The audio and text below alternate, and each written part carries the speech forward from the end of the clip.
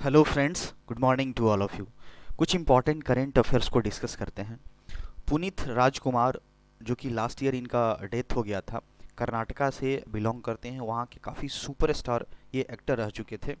इनको कर्नाटका रत्न अवार्ड से इनको सम्मानित किया गया है, पोस्टुमसली, कहने का मतलब मरणोपरांत। तो कर्नाटका के जो चीफ मिनिस्टर वसवराज बोमई हैं, उन्हीं के द्वारा अनाउंसमेंट किया गया है कि पुनीत राजकुमार, जिनका लास्ट ईयर डेथ हो गया था, उनको कर्नाटका अवार्ड से सम्मानित किया जाएगा। जो 1 नवंबर को कर्नाटका का फाउंडेशन डे होता है, उसी दिन इस अवार्ड को, पुनीत राजकुमार को, ये कर्नाटका रत्न अवार्ड दिया जाएगा। ये इस अवार्ड से पाने वाले 10वें होंगे, 10th रेसिपिएंट होने वाले, मतलब प्राप्त करने वाले, कर्नाटका रत्न प्राप्त करने वाले ये 10वें एक तरह से व्यक्ति होंगे। और बताया जाता है कि ये जो कर्नाटका रत्न अवार्ड है, ये इस स्टेट का, यानी कर्नाटका स्टेट का सबसे हाईएस्ट सिविलियन अवार्ड भी होता है। इनका लास्ट ईयर अक्टूबर 19 अक्टूबर को इनका डेथ हो गया था। मात्र 46 ईयर की एज में ही थे।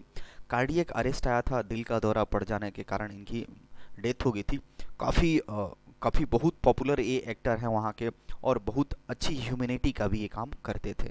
तो इनको यहाँ पे कर्नाटका रत्न अवार्ड दिया जाएगा 1 नवंबर को। और पहला, इस अवार्ड के पहले रेसिपिएंट कौन थे, यानी फर्स्ट रेसिपिएंट कौन थे, इनके पिताजी ही थे। इनका नाम राजकुमार था। तो 1992 में इस कर्नाटका रत्न अवार्ड को पहली बार दिया गया था इनके पिताजी को। नेक्स्ट हम बात करते हैं दलाई लामा को क्या दिया गया है। लद्दाख का सबसे हाईएस्ट सिविलियन अवार्ड, जिसका नाम क्या है, डी पैल आर नगम करके कुछ है। यहाँ पे इस जो लद्दाख है उसका ये सबसे हाईएस्ट सिविलियन अवार्ड है, इनको दिया गया है। ये तिब्बतियन स्पिरिचुअल गुरु हैं दलाई लामा, इनको ये अवार्ड दिया जाएगा। इसका रीज़न बताया जा रहा है कि इनका जो इस यूनियन टेरिटरी के लिए, लद्दाख के लिए, इन्होंने काफ़ी ह्यूमैनिटी को लेकर के काफ़ी अच्छा कंट्रीब्यूशन रहा है इनका, और इसको और बेहतर बनाने के लिए इनका काफ़ी योगदान रहा है। इस लद्दाख रीजन की बात करें तो ये किसके द्वारा कन्फर्ड किया जा रहा है, लद्दाख ऑटोनोमस हिल डेवलपमेंट काउंसिल के द्वारा ये अवार्ड इनको दिया जा रहा है। बात करें तो अभी लद्दाख के एलजी कौन है, लेफ्टिनेंट गवर्नर कौन है, राधा कृष्ण माथुर जी अभी लेफ्टिनेंट गवर्नर है लद्दाख के। तो इंपॉर्टेंट होगा अवार्ड का नाम डी पैल और आर नगम करके है डस्टन। ये लद्दाख का सबसे हाईएस्ट सिविलियन अवार्ड होता है, दलाई लामा जी को दिया गया है। नेक्स्ट बात करें तो आर्या वाल्वेकर, इनको मिस इंडिया यूएसए 2022 का इन्होंने खिताब जीता है, इनको क्राउन किया गया है। न्यू जर्सी में ये आपका एक हो रहा था, ये जो इवेंट हो रहा था, यहीं पे इनको ये अवार्ड मिला हुआ है, मिस इंडिया यूएसए का। एक तरह से ब्यूटी पेजेंट, ये एक तरह से इवेंट होता है, इसमें इनको मिला हुआ है। एक्चुअली अगर इनके प्रोफेशन की बात करें तो एडवोकेट, मेंटल हेल्थ और बॉडी पॉजिटिविटी हेल्थ के लिए ये एडवोकेट, मतलब ये एडवोकेट हैं। इनकी एज 18 ईयर्स है। और बात करें तो ये फाउंडर भी हैं यूफोरिया डांस स्टूडियो की, और जो काफ़ी कम कीमत पे ये लोकल चिल्ड्रंस हैं वहाँ के उनको डांस क्लास देती हैं, डांस क्लास सिखाती हैं। तो इनका यूफोरिया डांस स्टूडियो है, इसकी ये फाउंडर रह चुकी हैं। इसके साथ साथ अक्षी जैन की बात करें, जो कि वाशिंगटन की हैं, उनको मिसेज इंडिया यूएसए का खिताब दिया गया। ये मिस इंडिया है और ये मिसेज इंडिया का खिताब इनको दिया गया है। तन्वी ग्रोवर, जो कि न्यूयॉर्क से है, इनको क्या किया गया है, मिस टीन इंडिया यूएसए का इन्होंने खिताब जीता है। तो आर्या वाल्वेकर को मिस इंडिया 2022 का यूएसए का खिताब इन्होंने जीत लिया है। जो ये इवेंट कहाँ पे हो रहा था, न्यू जर्सी में। नेक्स्ट बात करते एक प्रोफेसर है जिनका नाम क्या है, रामाधार सिंह जी। इनको ये पहले ऐसे इंडियन साइकोलॉजिस्ट बन गए हैं, on heritage wall of fame पाने वाले ये पहले साइकोलॉजिस्ट बन गए हैं। एक्चुअली ये आपके प्रोफेसर कहाँ पे हैं, अमृत मोदी स्कूल ऑफ मैनेजमेंट, जो कि अहमदाबाद में, वहाँ पे अभी प्रोफेसर रह चुके हैं। और बात करें तो ये ओहियो स्टेट यूनिवर्सिटी है, जो कि कोलंबस के द्वारा इनको क्या नॉमिनेट किया गया था इस हेरिटेज वॉल ऑफ फेम के लिए। ऑलराइट, ये एसपी इसी के द्वारा इस हॉल ऑफ फेम को प्रोवाइड किया जाता है। That mean society of personality and social psychology, इसी के द्वारा इसको दिया जाता है। तो फर्स्ट टाइम इसका एस्टेब्लिशमेंट कब हुआ था, 1974 में। ये वर्ल्ड का सबसे लार्जेस्ट ऑर्गेनाइजेशन है पर्सनालिटी एंड सोशल साइकोलॉजिस्ट को लेकर के। तो तो नेम काफ़ी इंपॉर्टेंट होगा। प्रोफेसर रामाधार सिंह जी को US heritage wall of fame से सम्मानित किया गया है। इंडियन प्रोफेसर है, साइकोलॉजिस्ट है। नेक्स्ट हमारा नागासाकी डे, एक तरह से काफ़ी ब्लैक डे बोल सकते हैं हिस्ट्री का। ये अगस्त 9 अगस्त को जापान के ऊपर अमेरिका ने एक एटॉमिक बम गिराया था। 1945 की बात है। उस बम का क्या नाम रखा गया था? फैटमैन। फैटमैन इसलिए क्योंकि ये राउंड शेप में था और काफ़ी वाइड रेंज का था, इसलिए कभी कभी पूछा जाता है कि नागासाकी पे जो अटैक हुआ था उस एटम बम का क्या नाम रखा था गया था? फैटमैन उसका नाम था उस बम का। ये अमेरिका ने जापान के ऊपर गिराया था। B-29 बॉम्बर एक उसी के जरिए ये बम को गिराया गया था। लगभग 20,000 लोगों की यहाँ पे जानें चली गई थी। बट ये अगर बात करें तो 1945 से अगर कैलकुलेट करें तो ये बार जापान जो है 77th नंबर का ये नागासाकी डे मना रहा है।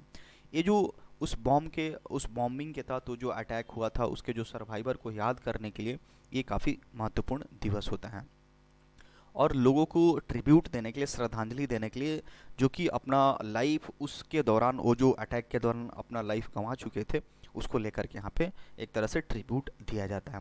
और इसके साथ साथ जापान ये भी अदर कंट्रीज़ या फिर दूसरे को ये हेल्प करता है इस बात को लेकर कि अगर कोई न्यूक्लियर वेपन्स आता है, अभी न्यूक्लियर वेपन्स का अटैक होता है तो उससे कैसे हम लोग बच सकते हैं, कैसे उसको प्रिवेंट कर सकते हैं, इस चीज़ों को लेकर के जापान किसी दूसरे को भी इसके रिगार्डिंग काफ़ी हेल्प करता है। तो ये बात करेंगे नागासाकी डे कब मनाया जाता है। अगस्त 19 को 9 अगस्त को मनाया जाता है। 1945 में ये अमेरिका ने जापान के ऊपर ये बम गिराया था और इस बम का क्या नाम था? फैटमैन। नेक्स्ट हमारा इंडियन बैंक है।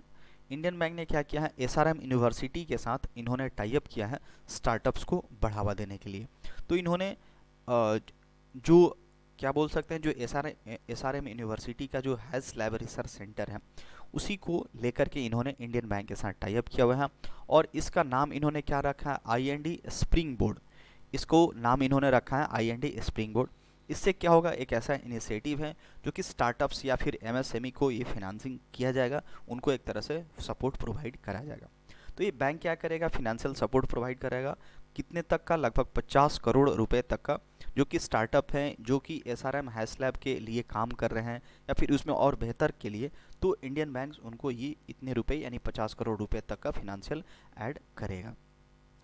और ये आपका आंध्र प्रदेश गवर्नमेंट के साथ भी दो कोलाबोरेशंस किए हैं, टाई अप किए हुए हैं। इंडियन बैंक के हेडक्वार्टर की बात करें तो चेन्नई आता है। CEO अभी कौन है? श्री शांति लाल जैन जी हैं। नेक्स्ट बात करें तो तेलंगाना ने एक स्कीम लॉन्च किया है जिसका नाम क्या है? नेथाना कू बीमा।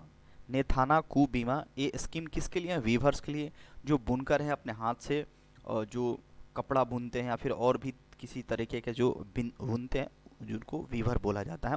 तो खास करके ये जो नेथाना कू बीमा, ये उन्हीं के लिए तेलंगाना सरकार के द्वारा इस स्कीम को लॉन्च किया गया, जो हैंडलूम और जो पावरलूम वीवर्स हैं इस स्टेट में। यहाँ पे बताया जा रहा है कि ये जो स्कीम है किसके द्वारा लॉन्च किया गया? तेलंगाना हैंडलूम मिनिस्टर जो है KT रामाराव वर्चुअली यहाँ पे इसको नेशनल हैंडलूम डे के दिन इसको इनोग्रेट किया गया है। इसमें जो इंश्योरेंस प्रोवाइड करेगा, एक्चुअली खास करके इंश्योरेंस है, और किसके साथ? LIC के साथ ये टाई अप किया गया है कि इस स्कीम का जो फ़ायदा मिलेगा, जो भी इंश्योरेंस प्रोवाइड कराया जाएगा वीवर को, ये LIC प्रोवाइड करेगा। इसमें अगर मान लेते कोई नेचुरल डेथ हुआ या फिर एक्सीडेंटल डेथ हुआ वीवर का, तो उनको 5 लाख रुपए तक की राशि, सहायता राशि दी जाएगी। डिपॉजिट किया जाएगा नॉमिनी के नाम से मात्र 10 दिन के अंदर। 10 दिन के अंदर इनको 5 लाख रुपए तक का इनको बेनिफिट्स दिया जाएगा। तो स्कीम का नाम याद रखना है, नेथाना कू बीमा, तेलंगाना सरकार के द्वारा वीवर्स लोगों के लिए यहाँ पे लॉन्च किया गया है। इसमें पार्टनर कौन कर रहा है? LIC इंश्योरेंस प्रोवाइड करेगा और 5 लाख का इंश्योरेंस प्रोवाइड करेगा नेचुरल या एक्सीडेंटल डेथ होने पे। नेक्स्ट बात करें जो 12th एडिशन है डेफ एक्सपो का, ये आपका गांधीनगर में हो रहा है। कब से कब होगा? ये आपका 18 अक्टूबर से 22 अक्टूबर तक ये होने जा रहा है। ये आपका कौन सा एडिशन है? 12वें नंबर का एडिशन है गांधीनगर में। ये आपका सबसे बड़ा एग्जीबिशन होने जा रहा है नेवल या होमलैंड सिक्योरिटी सिस्टम्स को लेकर के।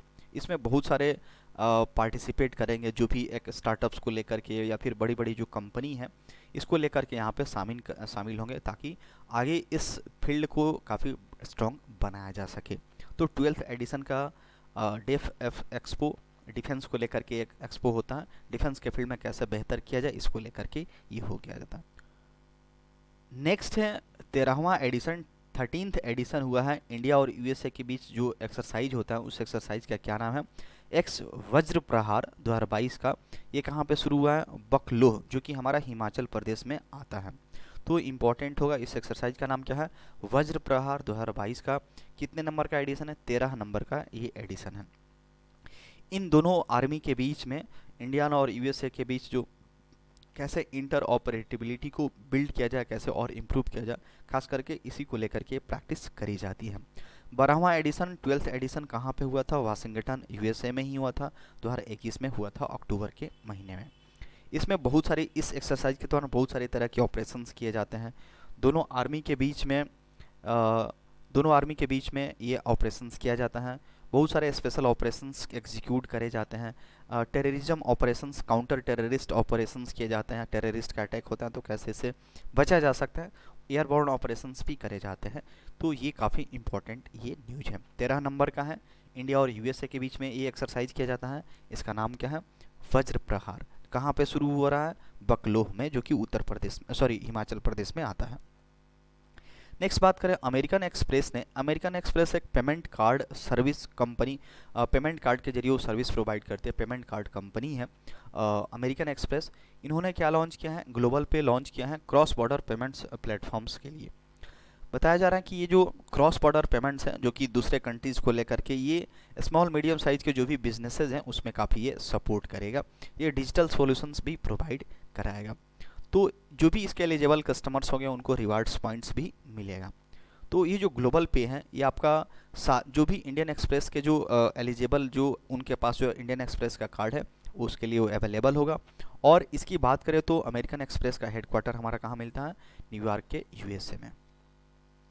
नेक्स्ट बात करें, दो सिंगर हैं जिनका नाम क्या है, ओलिविया न्यूटन जॉन। इनका हाल ही में देहांत हो गया है 73 ईयर्स की एज में। ये ऑस्ट्रेलिया की सिंगर है और ये इनका निधन कहाँ पे हुआ, सदर्न कैलिफोर्निया में इनका निधन हो गया। इनको बहुत सारे अवार्ड से इनको सम्मानित किया जा चुका है। 1973 में best female country vocal performance, इनका कुछ एल्बम है लेट मी बी देयर। 1974 में रिकॉर्ड ऑफ द ईयर इनको मिला है, आई ऑनेस्टली लव यू इनके लिए मिला हुआ है। तो ये कुछ इनके बारे में कुछ अचीवमेंट्स हैं जो कि यहाँ पे दिया गया है। तो नेम इंपॉर्टेंट होगा, Olivia Newton John, Australia born ये सिंगर है जिनका हाल ही में देहांत हो गया। That's all for today.